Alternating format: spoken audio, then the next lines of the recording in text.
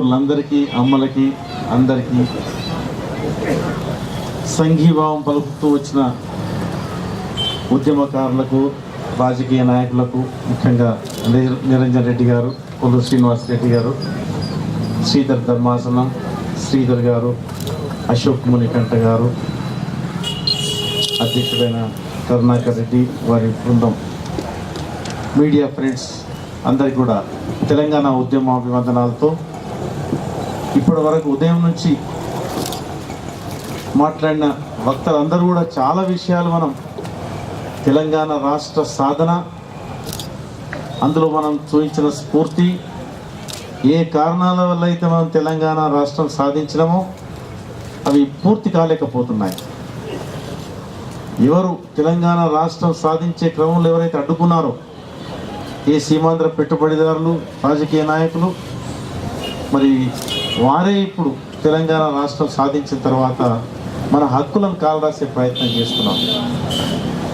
ముఖ్యంగా Telangana social media forum మా స్టేటు, మా ప్రజలు, మా పేర్లు అనే నినాదంతోనే ముఖ్యంగా ఇవాళ తలపెట్టిన పూర్తిగా తెలంగాణకు రాష్ట్రం సాధించుకున్న తర్వాత జరుగుతున్న అన్యాయాలను ప్రతి క్షణం కూడా వారు ప్రశ్నిస్తూనే ఉన్నారు. అదే స్ఫూర్తితో నిలబడ్డారు. ముఖ్యంగా ఈ యువకులు, ఈ ఫోరం, ఇటువంటి ఫోరంలో పనిచేస్తున్న మిత్రులు రాష్ట్ర సాధనలో ఎటువంటి నిరంతరం పనిచేసినారో అంతకంటే రెట్టింపు రేటుతో రాష్ట్రం సాధించిన తర్వాత అటువంటి ఆకాంక్షలతో పనిచేస్తున్నారు. ఈ స్ఫూర్తిని కొనసాగించాలి. ముఖ్యంగా మనం నిధులు, నీరు, నియామకాల విషయంలో మనకు జరిగిన అన్యాయానికి ఇంత పెద్ద ఉద్యమం ఉవ్వెత్తున వచ్చింది. మరి రాష్ట్రం అంటే తెలంగాణ ప్రాంతం భారతదేశంలో కూడా ఒక ప్రాంతం. ఈ ప్రాంతం మాకు ప్రత్యేక రాష్ట్రం అడిగింది. 29వ రాష్ట్రంగా మనకి ఇచ్చిన తర్వాత కొత్తగా ఏర్పడ్డ రాష్ట్రం హక్కులను గౌరవించకపోవడం చాలా బాధాకరమైన విషయం. కానీ కేంద్రం గౌరవించకపోవడానికి కారణం ఇదే సీమాంధ్రం. మరి ఇంత పెద్ద ఎత్తున 60 ఏళ్ళు మనం ఎవరైతే అడ్డుకున్నారో అడ్డుకున్న వారి శక్తిని మనం ఊహించలేనటువంటి శక్తి వాళ్ళకి. ఉద్యమం జరుగుతున్న క్రమంలో ఎంతోమంది వెలిపించినారు. ఇంత భయంకరంగా ఉన్న శక్తికి మనము తెలంగాణ సాధించుకుంటామా అనే అనుమానాలు చాలా వ్యక్తం చేసినారు. అయినా ఇది పోరాటాల గడ్డ, ఉద్యమాల గడ్డ. ఖచ్చితంగా మనం సాధిస్తామనే రీతిగా తెలంగాణలో ఉద్యమం కొనసాగింది, సాధించినాం. మరి అదే స్ఫూర్తితో మనం ఏవైతే మనకు ఉన్న హక్కులు ఉన్నాయో, నీరు, మనకు ఎంతైతే నీరు కేటాయింపులు ఉన్నాయో ఖచ్చితంగా నీరు సాధించేంత వరకు మనం ఉద్యమం చేయాలి. ఏ ఉద్యోగాలైతే నుంచి మనం పోరాడినామో ఆ ఉద్యోగాల దగ్గర కూడా మళ్ళీ వాళ్ళు అడ్డుకునే క్రమంలో మనం అన్యాయానికి గురి కాకుండా అక్కడ మన పోరాటం అవసరం ఉన్నది. ఏవైతే నిధులు ఉన్నాయో నిధుల దగ్గర కూడా భయంకరంగా 60 సంవత్సరాలు పక్కదో పట్టించిన నిధులు ఇప్పటికీ మన ఆస్తుల విషయంలో మళ్ళీ ఢిల్లీలో ఉన్న మన హైదరాబాద్ హౌస్ మనది. హైదరాబాద్ హౌస్ ఇప్పుడు మనకు చెప్పకుండానే వాడు 10 ఎకరాలు నేను తీసుకుంటా అని ఒకటి పెట్టినాడు. కాబట్టి బయట ఉన్న ప్రతి ఆస్తి ఏ ప్రాంతంలో వారికే చెందాలి. తెలంగాణలో ఉన్న ఆస్తులన్నీ మనకు చెందాలి. ఏవైతే ఇప్పటి వరకు ఇంకా డిపార్ట్మెంట్స్ విభజించలేదో వాటిని అతి త్వరలో విభజించాలి. ముఖ్యంగా ఇప్పటి వరకు మరి కొత్త రాష్ట్రం ఏర్పడ్డ తర్వాత ఏవైతే ముఖ్యంగా కేటాయింపులు ఐఏఎస్, ఐపీఎస్, ఐఎఫ్ఎస్ ఆఫీసర్స్ని కేటాయించే దగ్గర 100 మంది దగ్గర 30 మంది కూడా లేరనే విషయం ఉంటే, అంటే ఒకరికి 5-6 డిపార్ట్మెంట్ల బాధ్యత ఇచ్చి నడపాలంటే మరి రాష్ట్ర ప్రభుత్వం ఎట్లా రాష్ట్రాన్ని నడిపిస్తుందనే విషయాన్ని మనం ప్రశ్నించాలి. కాబట్టి కేంద్ర ప్రభుత్వం అతి త్వరలో తెలంగాణకు జరుగుతున్న అన్యాయాలను గుర్తించి వెంటనే పరిష్కరించాలనే డిమాండ్ మన నుంచి ఉండాలి.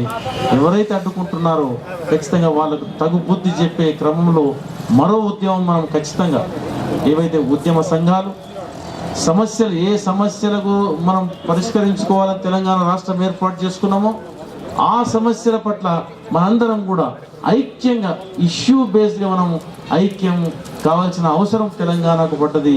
ఎందుకంటే మనం ఊరును కాపాడుకోవాలి, చెరువులు కాపాడుకోవాలి, కుల వృత్తులను కాపాడుకోవాలి, మరియు మన ఉద్యోగాలు, నీటిని కాపాడుకోవాలి, మరియు మన ఉన్న వనరులను కూడా మొత్తం కాపాడుకోవాలి. ఏదైతే సింగరేణి విషయంలో మరి ఓపెన్ కాస్ట్ మైనింగ్ ఉన్నది, ప్రైవేటీకరణ ఉన్నది, యాంత్రీకరణ ఉన్నది, డిస్మిస్ ఉద్యోగులు ఉన్నారు, మళ్ళీ ఎవరైతే డిపెండెంట్ ఉద్యోగులు ఉన్నారు, మొన్ననే డిస్మిస్ వాళ్ళను ఉద్యమం చేసిన తర్వాత తీసుకున్న వాళ్ళని మళ్ళీ వాళ్ళకు నోటిఫికేషన్ ఇచ్చినారు, వాళ్ళకి మళ్ళీ రీఅపాయింట్మెంట్ ఉన్నది. ఈ రకంగా ప్రతి రంగంలో కూడా మనకు సమస్యలు ఉన్నాయి. ఇప్పుడు ఆర్టీసీని విభజించలే, ఎన్నో సంఘాలు కోఆపరేటివ్ సొసైటీని విభజించలేదు. వెంటనే విభజించాలని ఆఫీసులు కూడా ఎవరైతే వాళ్ళకి కేటాయించినారో జాయింట్ క్యాపిటల్ విషయంలో ప్రతి ఆఫీసును అక్కడికక్కడనే డివైడ్ చేయడం అనేది తెలంగాణకు అన్యాయం జరుగుతున్నది. కాబట్టి వాళ్ళకి ఎక్కడో ఒక దగ్గర ఒక ఆఫీసెస్ కాంప్లెక్స్ లాగా ఒక 4-5 సముదాయాలు ఉన్న దగ్గర వాళ్ళకు ఆంధ్ర గవర్నమెంట్ కోసం సెక్రటేరియట్ కానీ ఆఫీసులు కేటాయిస్తే బాగుండేది.